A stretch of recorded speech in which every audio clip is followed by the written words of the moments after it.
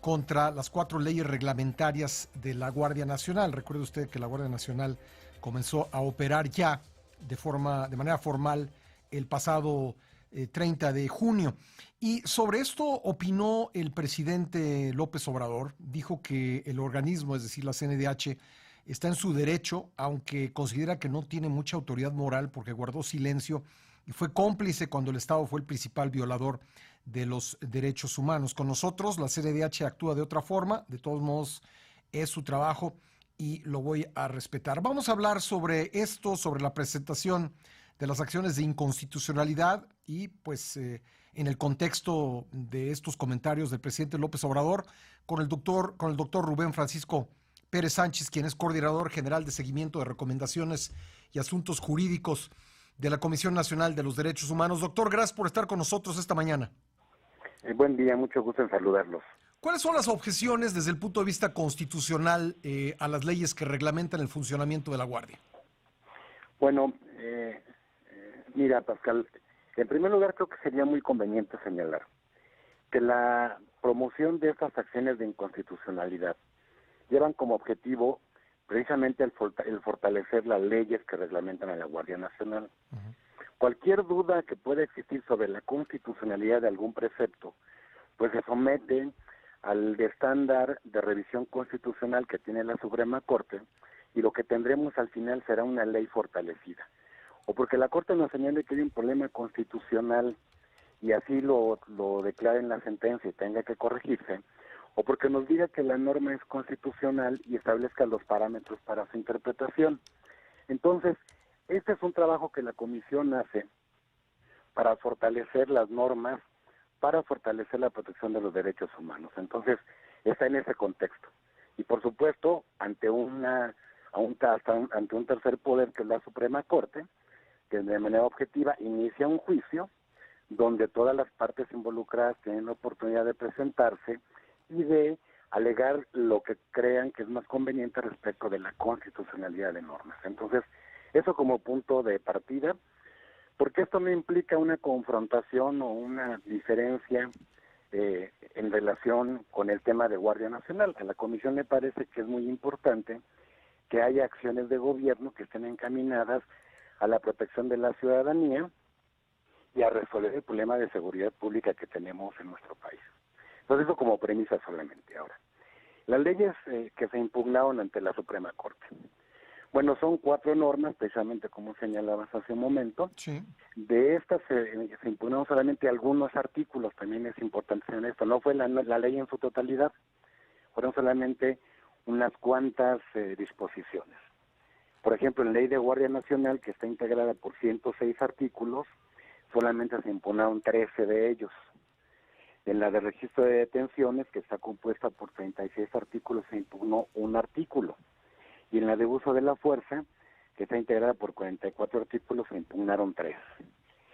¿Cuáles fueron las principales impugnaciones?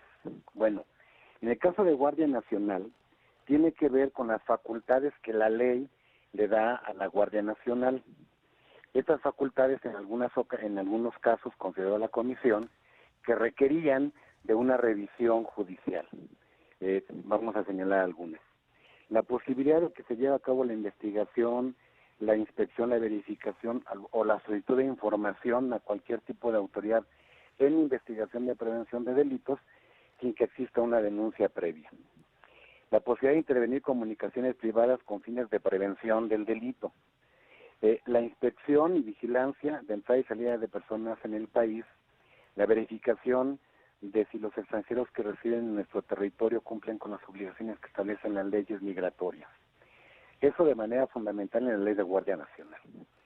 En la de registro de detenciones, hay alguna disposición que no deja muy clara cuál será la intervención que tendrán las Fuerzas Armadas cuando hagan actividades de complemento en materia de seguridad pública en el tema de los registros, que es un tema fundamental. Entonces también ahí se pide que se haga una interpretación de la norma para que se fijen los alcances de la misma.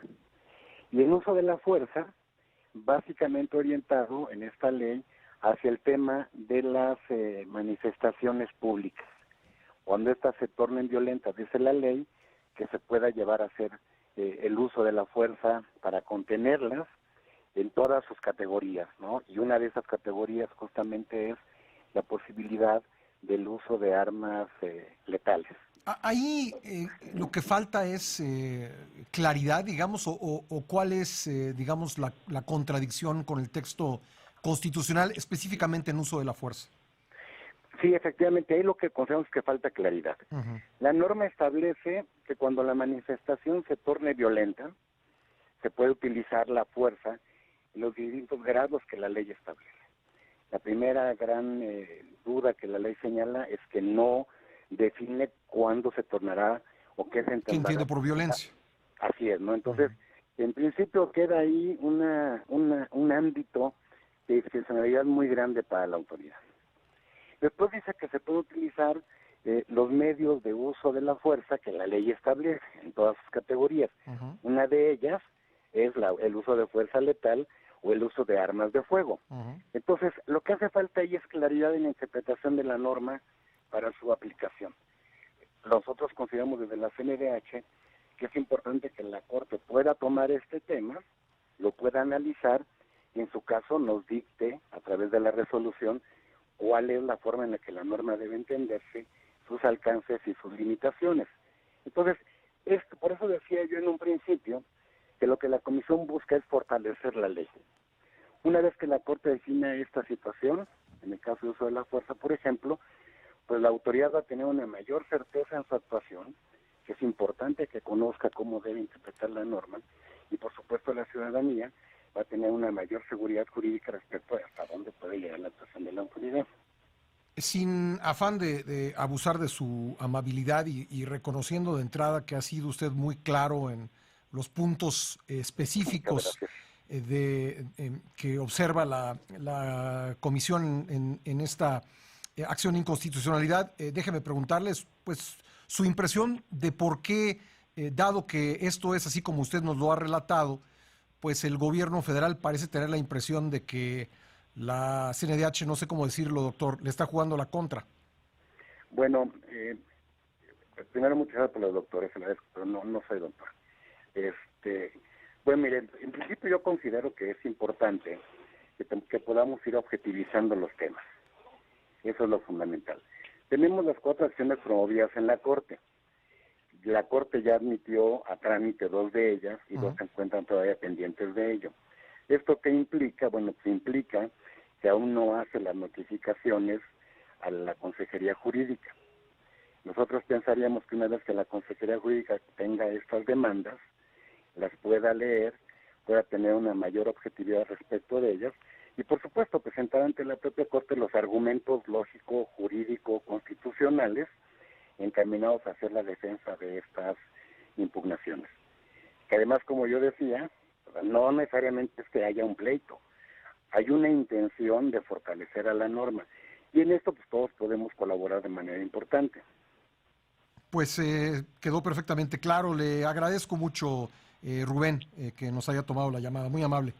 No, a sus órdenes, buen día. Gracias, Rubén Francisco Pérez Sánchez, es coordinador general de seguimiento de recomendaciones y asuntos jurídicos de la CNDH. Y bueno,